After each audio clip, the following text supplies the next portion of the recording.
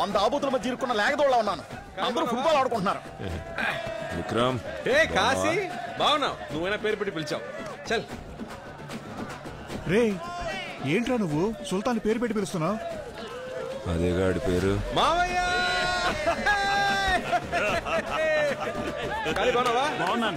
ఏంటి బాగున్నాను. తురి బాగున్నావా? బాగున్నాను మావయ్య. నాన్న ఎందుకు లేరా? నాన్న బాగున్నారా? బాగున్నాను.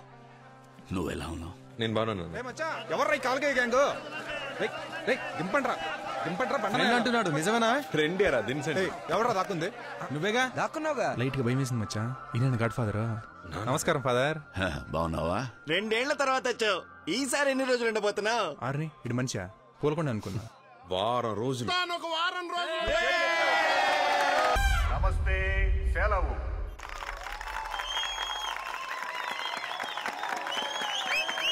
ఏదో అర్థమైనట్టే చెప్పట్లు కొడుతున్నారు యాదవులు.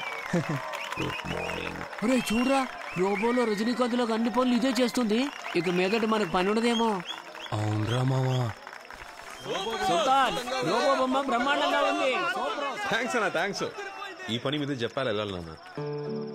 పార్ట్నర్షిప్ ఓకే అయితే లోన్ అప్లై చేసి వెంటనే కంపెనీ స్టార్ట్ చేయాలి నాన్న. సుల్తాన్ బాబు, అలా అయితే మనకు 100 రూపాయలు పార్సిల్ చేయండి. నరకోటాలు మటర్ లాంటి చిల్లర పనులు అయ్యే చేస్తాయి. మనం ఫ్రీగా ఉండొచ్చు.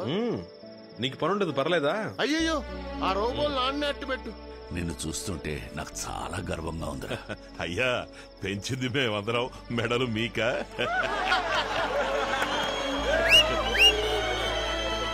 సుల్తాన్ ఇక్కడ ఉన్నంత వరకు నేను ఇంటికి రానని చెప్పాను కదే. పెట్టవే ఫోను. మచ్చా, మనం ఆర్డర్ చేసిన పిజ్జా వచ్చింది. అర్జెంట్ గా డబ్బాలు లాక్కో. ఈ గుంపు మింగేసడానికి మనకే మిగలదు. మీ అమ్మ నిన్ను ఇలా చూడాలని ఎంతో తప్పించిపోయిందయ్యా. కానీ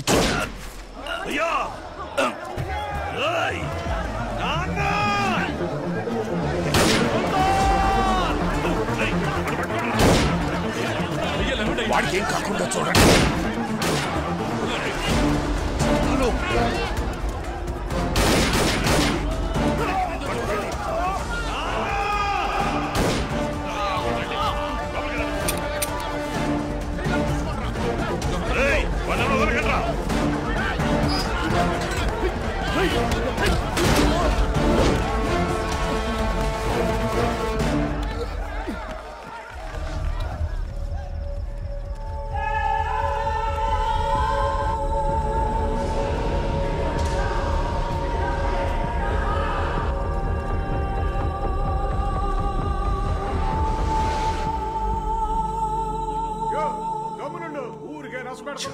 నేను లేకుండా పోయానే.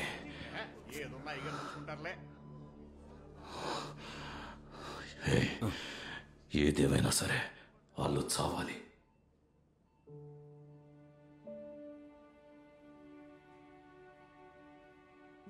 అమ్మా, ఏడవకమ్మా, అన్నికేం కాదు.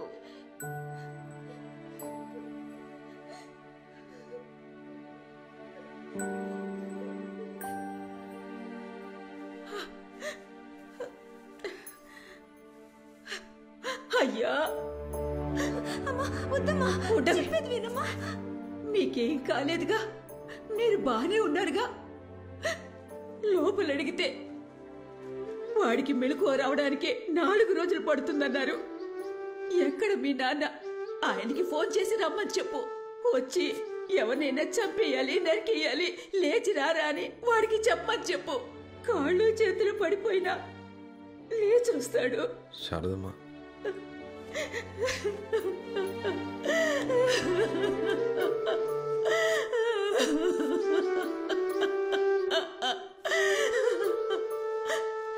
మీ నాన్న నీ చేతికి కత్తిస్తాడా?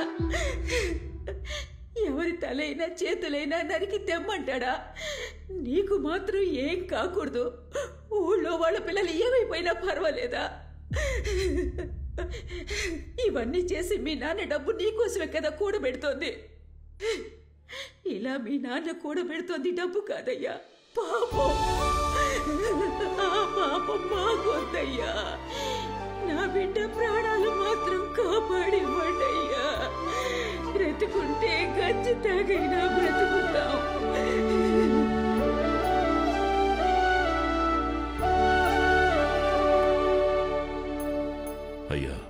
పిజ్జా కొట్లు అడిగి చూసాం. వచ్చిన వాళ్ళెవరు వాళ్ళ మనుషులు కారట. కానీ వాళ్ళని పంపించింది మాత్రం ఈ ఊళ్ళో ఉండేవాడే. పట్టుకోవచ్చయ్యా. ప్రాబ్లం అది కాదు మన్సూర్. అబ్బాయి ఇక్కడ ఉన్నప్పుడు వాడి ముందు ఇలాంటివి జరిగి ఉండకూడదు. వాడచ్చు వాళ్ళమ్మ మహాలక్ష్మిలాగే పోత పోసినట్టు.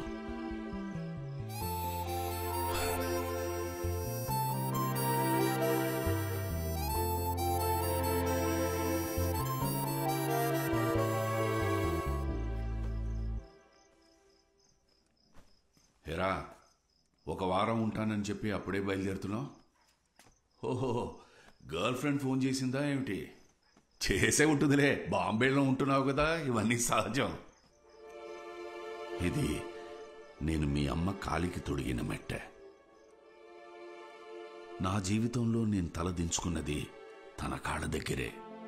ఏ ఒక్కరూ తనకు ఎదురు చెప్పలేరు. తను నా మహారాణి. అలాంటి అమ్మాయిని నీ కంటపడితే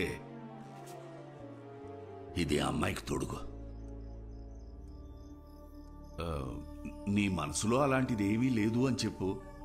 నాకు తెలిసిన అమ్మాయి ఉంది, వెళ్ళి చూద్దాం. ఏం మాట్లాడుతున్నారు నాన్న మీరు? రక్తంతో బతకడం అలవాటు అయిపోయిందా? చాలా మంది దెబ్బలు తగిలి హాస్పిటల్లో ఉన్నారు. ఒకటి ప్రాణాలు పోయేలా ఉన్నాయి. మీరు నా పెళ్లి గురించి మాట్లాడుతున్నారు. కాస్త బయటకు వెళ్ళి చూడండి నాన్న. ఎంతమంది మీకు శాపనార్థాలు పెడుతున్నారు. నాకే తగులుతాయి నాన్న ఇంతకాలం మీరు చేసిన పాపాలన్నీ. రక్తంతో తెరిచిన దెబ్బతోనే నేను పెరిగాను, తిన్నాను, చదివాను. ఇప్పుడు ఆలోచిస్తే నా మీద నాకే కోపం వస్తోంది, అసహ్యం వేస్తోంది. మీకు దండం పెడతాను నాన్న. ఇంక ఇలాంటివి చాలు. వాళ్ళందరినీ పంపించేయండి, కనీసం ప్రాణాలతో ఉంటారు. నేను చెప్పినా నీకు అర్థం కాదు. మా బతుకులే అలాంటివి. దీనింతటితో ఆపలేము, మార్చలేము. వీళ్ళు తిరిగి వెళ్లాలన్నా కొంతమందికి ఇళ్లున్నాయి. మిగతా వాళ్ళందరికీ ఇదే వాళ్ళ ఇల్లు, ఇదే వాళ్ళ కుటుంబం. నువ్వు నా కన్న బిడ్డవైతే వాళ్ళు నేను పెంచిన బిడ్డలు. నువ్వేంట్రా ఇలా మాట్లాడుతున్నావు? మరి నన్ను మాత్రం ఎందుకు బాబాయ్ పంపించారు? నన్ను మాత్రం ఎందుకు చదివించారు? నా వయసులో ఎంతమంది ఉన్నారు అక్కడ. వాళ్ళని మీ కొడుకులు అనుకుని ఉంటే వాళ్ళు బాగుండేవాళ్ళుగా.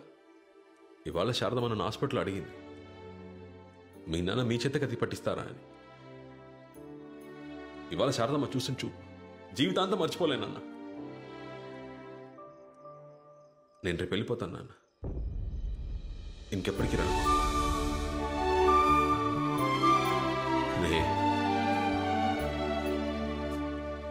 ఇంతవరకు నేను ఎప్పుడూ ఎవరిని ఏమీ అడగలేదు.